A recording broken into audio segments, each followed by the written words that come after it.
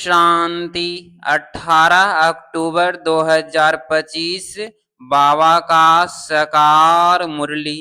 मीठे बच्चे, आत्माभिमानी होकर बैठो, अंदर घोटते रहो मैं आत्मा हूँ, देही अभिमानी बनो। सच्चा चाट रखो तो समझदार बनते जाएंगे, बहुत फायदा होगा। प्रश्न, बेहद के नाटक को समझने वाले बच्चों किस एक लौ नियत को अच्छी रीति समझते हैं?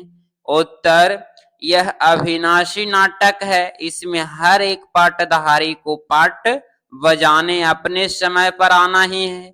कोई कहे हम सदा शांति धाम में ही बैठ जाए तो यह लौ नहीं है, उसे तो पाठधारी ही नहीं कहेंगे। यह बेहद की बातें बेहद का बाप ही तुमको सुनाते हैं। ओम शांति। अपने को आत्मा समझकर बैठो, देह अभिमान छोड़कर बैठो। बेहद का बाप बच्चों को समझा रहे हैं। समझाया उसको जाता है जो बेसमझ होते हैं। आत्मा समझती है कि बाप सच कहते हैं, हम आत्मा बेसमझ बन गई है। मैं आत्मा अविनाशी हूँ, शरीर विनाशी है। मैं आत्माभिमानी छोड़ देह अभिमान में फंस पड़ा हूँ, तो बेसमझ ठहरे ना। बाप कहते हैं सब बच्चे बेसमझ हो पड़े हैं। देह अभिमान में आकर फिर तुम बाप द्वारा देही अभिमानी बनते हो तो फिर बिल्कुल समझदार बन जाते हो। कोई तो बन गए, कोई पुरुषार्थ करते रहते हैं। आधा कल्प लगा है बेसमझ बनने में, इस अंतिम जन्म में फिर समझदार बनना है। आधा कल्प से बेसमझ होते होते 100% बेसमझ बन जाते हैं। देह अभिमान में आकर ड्रामा प्लान अनुसार तुम गिरते आए हो। अभी तुमको समझ मिली है, फिर भी पुरुषार्थ बहुत करना है, क्योंकि बच्चों में दैवी गुण भी चाहिए।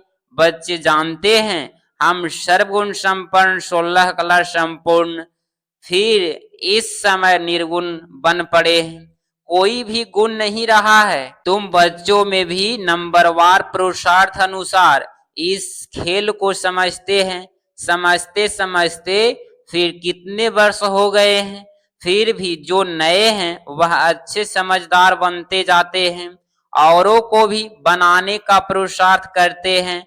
कोई ने तो बिल्कुल नहीं समझा है, बेसमझ के बेसमझ ही है। बाप आए ही हैं समझदार बनाने। बच्चे समझते हैं माया के कारण हम बेसमझ बने हैं। हम पूज्य थे तो समझदार थे, फिर हम ही पुजारी बन बेसमझ बने हैं। आदि सनातन देवी देवता धर्म प्राय लोप हो गया है। इनका दुनिया में किसको पता नहीं है। यह लक्ष्मी नारायण किसके समझ राज्य करते थे। बाप कहते हैं तत्व तत्वम, तुम भी अपने लिए ऐसे समझो। यह बहुत बहुत समझने की बातें हैं, सिवाय बाप के कोई समझा न सके।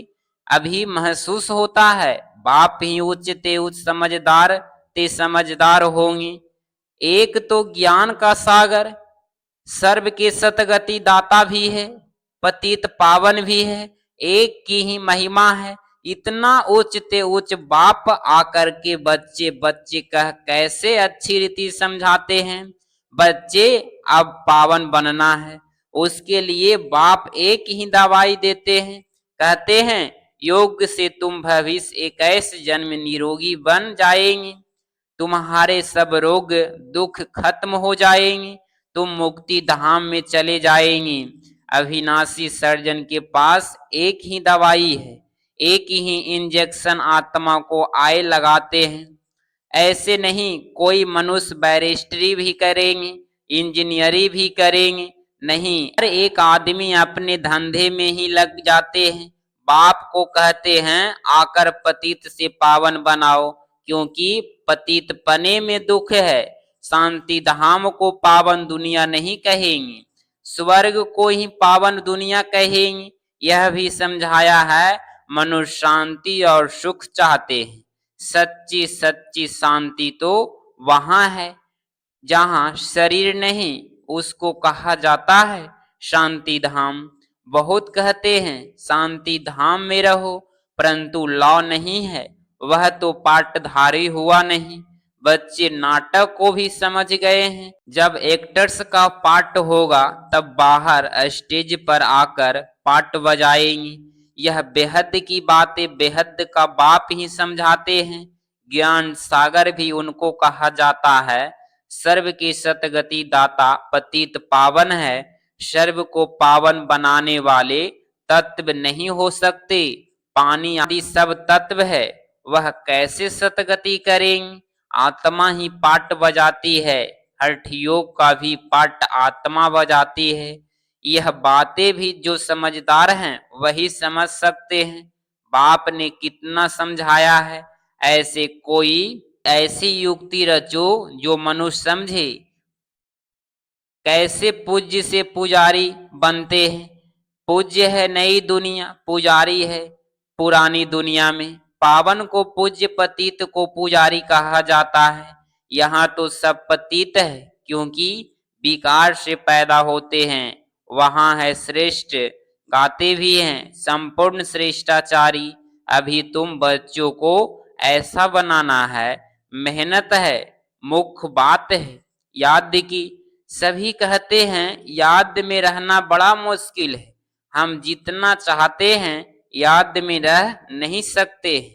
कोई सच्चाई से अगर चार्ट लिखे तो बहुत फायदा हो सकता है। बाप बच्चों को यह ज्ञान देते हैं कि मन मना भव, तुम अर्थ सहित कहते हो। तुम्हें बाप हर बात यथार्थ रीति अर्थ सहित समझाते हैं। बाप से बच्चे कई प्रकार के प्रश्न पूछते हैं। बाप करके दिल लेने के लिए कुछ कह देते हैं, परंतु बाप काम ही है पतित से पावन बनाना। मुझे तो बुलाते ही हैं, इसीलिए तुम जानते हो हम आत्मा शरीर सहित पावन थी। अभी वही आत्मा शरीर सहित पावन बनी है। 84 जन्मों का हिसाब है ना। तुम जानते हो अभी यह दुनिया कांटों का जंगल बन गई है। यह लक्ष्मी नारायण तो फूल है ना। उन्हें के आगे कांटों जाकर कहते हैं आप सर्वगुण संपन्न, हम पापी कपटी हैं। सबसे बड़ा कांटा है काम विकार का। बाप कहते हैं इस पर जीत पहन जगत जीत बनो। मनुष्य कहते हैं भगवान को कोई न कोई रूप में आना है। भागीरथ पर विराजमान है, आना है भगवान को, आना ही है पुरानी दुनिया को नया बनाने, नई दुनिया को शतो प्रधान, पुरानी दुनिया को तमो प्रधान कहा जाता है। क्योंकि अभी पुरानी दुनिया है तो जरूर बाप को आना ही पड़े। बाप को ही रचयिता कहा जाता है। बच्चों को कितना सहज समझाते हैं, कितनी खुशी होनी चाहिए। बाकी कितना कर्म भोग का हिसाब किताब है। कुछ भी है वह तो भोगना है। इसमें बाबा आशीर्वाद नहीं करते हैं, हमको बुलाते ही हो बाबा आकर हमको वर्षा दो। बाबा से क्या वर्षा पानी चाहते हो? मुक्ति जीवन मुक्ति का, मुक्ति जीवन मुक्ति का दाता एक ही ज्ञान का सागर बाप है। इसीलिए उनको ज्ञान दाता कहा जाता है। भगवान ने ज्ञान दिया था, परंतु कब दिया था, किसने दिया, यह किसको पता नहीं है। सारा मुजहाया इसमें है। किसको ज्ञान दिया यह भी किसको पता नहीं है। अभी यह ब्रह्मा बैठे हैं, इनको मालूम पड़ा है तो नारायण थे, फिर 84 जन्म भोगे हैं। नंबर 1 में बाबा बतलाते हैं मेरी तो आंखें ही खुल गई। तुम भी कहेंगे हमारी तो आंखें ही खुल गई, तीसरा नेत्र तो खुलता है ना। तुम कहेंगे हमको बाप का सृष्टि चक्र का पूरा गया है। मैं जो हूँ जैसा हूँ मेरी आंखें खुल गई है। कितना वंडर्स है। हम आत्मा पाठ्य है और फिर हम अपने को देह समझ बैठे।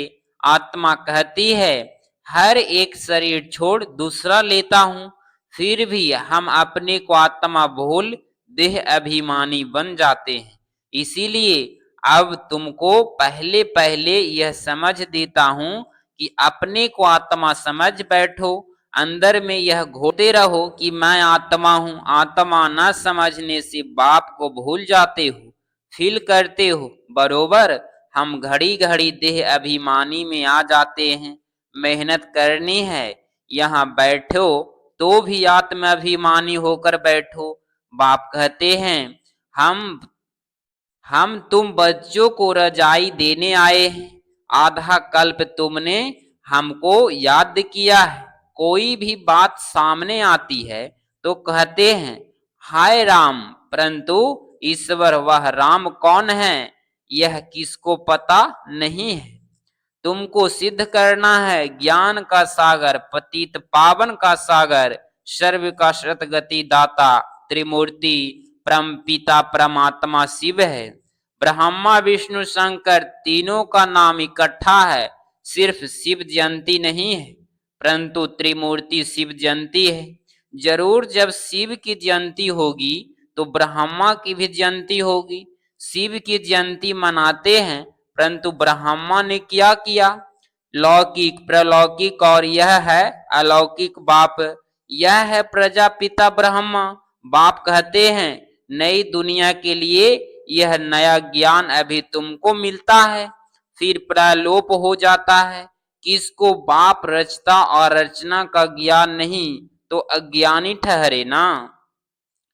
अज्ञान नींद में सोए पड़े हैं, ज्ञान से है दिन, भक्ति से है रात। शिवरात्रि का अर्थ भी नहीं जानते, इसीलिए उनकी हॉलीडे भी उड़ा दिए है। अभी तुम जानते हो बाप आते ही हैं सबकी ज्योति जगाने।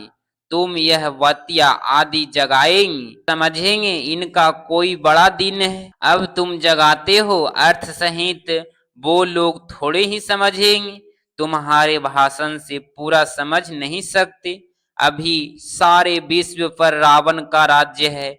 यहाँ तो मनुष्य कितने दुखी है। रिद्धि सिद्धि वाले भी बहुत तंग करते हैं। अखबारों में भी पढ़ता है, इसमें ईमेल सॉल है, बहुत दुख देते हैं। बाबा कहते हैं इन बातों से तुम्हारा कोई कनेक्शन नहीं। बाप तो सीधी बात बताते हैं, बच्चे तुम मुझे याद करो तो तुम पावन बन जाएंगे, तुम्हारे सब दुख दूर हो जाएंगे। अच्छा, मीठे मीठे सिकिलधे बच्चों प्रति माता पिता बाप दादा का याद प्यार और गुड मॉर्निंग। रूहानी बाप की रूहानी बच्चों को नमस्ते नमस्ते। धारणा के लिए मुख्तार पॉइंट नंबर फर्स्ट, यथार्थ रीति बाप को याद करने व आत्म अभिमानी बनने की मेहनत करनी है। सच्चाई से अपना चाट रखना है, इसमें ही बहुत बहुत फायदा है। पॉइंट नंबर 2, सबसे बड़ा दुख देने वाला कांटा काम विकार है। इस पर योग बल से विजय प्राप्त कर पतित से पावन बनना है।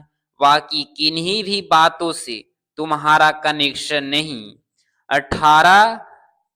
18 अक्टूबर 2025 का वरदान प्रैक्टिकल जीवन द्वारा परमात्म ज्ञान का फुर्क देने वाले धर्म युद्ध में विजयी भव। स्पष्टीकरण, अभी धर्म युद्ध की स्टेज पर आना है। उस धर्म युद्ध में विजयी बनने का साधन है प्रैक्टिकल जीवन, क्योंकि परमात्म ज्ञान का फुर्क ही प्रैक्टिकल जीवन है। आपके मूर्त से ज्ञान और गुण प्रैक्टिकल में दिखाई दे, क्योंकि आजकल डिस्कस करने से अपने मूर्त को सिद्ध नहीं कर सकते, लेकिन अपनी प्रैक्टिकल धारणा मूर्त से 1 सेकंड में किसी को भी शांत करा सकते हो। स्लोगन, आत्मा को उज्जवल बनाने के लिए परमात्मा स्मृति से मन की उलझने को समाप्त करो। मातेश्वरी जी के अनमोल महावाक्य, योग से ही मुक्त होने की शक्ति मिलती है। पहले पहले तो अपने को एक मुख्य पॉइंट्स ख्याल में अवश्य रखनी है जब इस मनुष्य सृष्टि झाड़ का बीज रूप परमात्मा है, तो उस परमात्मा द्वारा जो नॉलेज प्राप्त हो रही है वो सब मनुष्यों के लिए जरूरी है। सभी धर्म वालों को यह नॉलेज लेने का अधिकार है। भल हर एक धर्म की नॉलेज अपनी अपनी है, हर एक का शास्त्र अपना अपना है, हर एक की मत अपनी अपनी है, हर एक का संस्कार अपना अपना है, लेकिन यह नॉलेज सबके लिए है।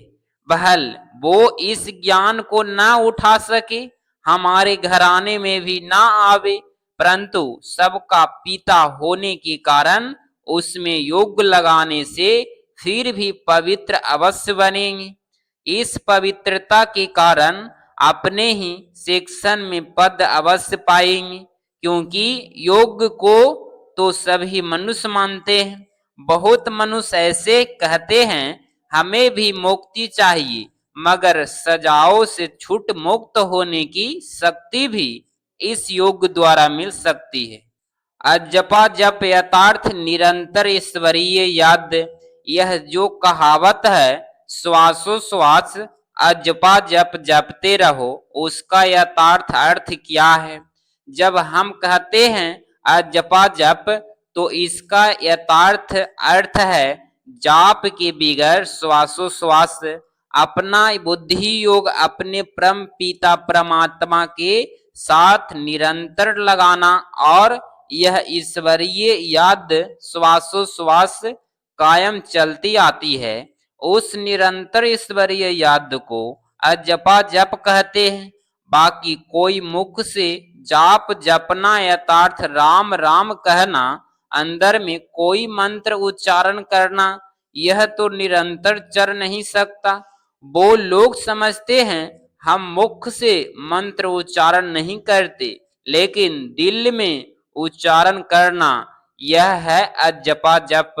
परंतु यह तो सहज एक विकार की बात है, जहां अपना शब्द ही अजपा जप है, जिसको जपने की भी जरूरत नहीं है।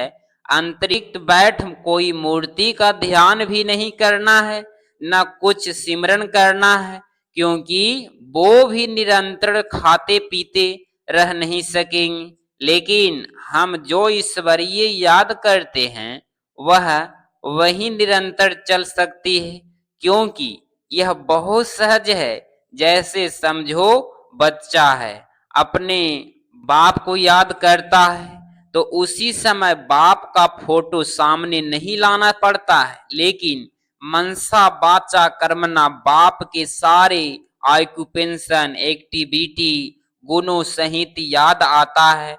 बस वह याद आने से बच्चों की भी एक्ट चलती है, तब ही सन सोज फादर करेंगे। वैसे अपने को भी और सबकी याद दिल भीतर से मिटाए उस एक की ही असली प्रलौकी परम पिता परमात्मा की याद में रहना है। इसमें उठते बैठते खाते पीते निरंतर याद में चल सकते हैं, उस याद से ही कर्मातीत बनते हैं। तो इस नेचुरल याद को ही अजपा जप कहते हैं। अच्छा, ओम शांति। अव्यक्ति सारे स्वयं और सर्व के प्रति मनसा द्वारा योग की शक्तियों का प्रयोग करो। अभ्यास की प्रयोगशाला में बैठ योग का प्रयोग करो, तो एक बाप का सहारा और माया के अनेक प्रकार के विघ्नों का किनारा अनुभव करेंगे। अभी ज्ञान के सागर, गुणों के सागर, शक्तियों के सागर तो बहुत में है, ऊपर ऊपर की लहरों में लहराते हो, इसीलिए अल्पकाल की रिफ्रेशमेंट अनुभव करते हो। लेकिन अब सागर के तले में आओ तो अनेक प्रकार के विचित्र अनुभव कर रत्न प्राप्त करेंगे। अगर आप इस चैनल पे डेली मुरली क्लास सुन रहे हैं तो चैनल को प्लीज सब्सक्राइब करें और नोटिफिकेशन ऑल पे क्लिक करें। मिलते हैं अगली मुरली क्लास में। कुछ दिन के बाद इस चैनल पे लाइव किया जाएगा, तो आप लोग जितने भी बी के भाई बहन हैं इस चैनल से अवश्य जुड़ें। ओम शांति।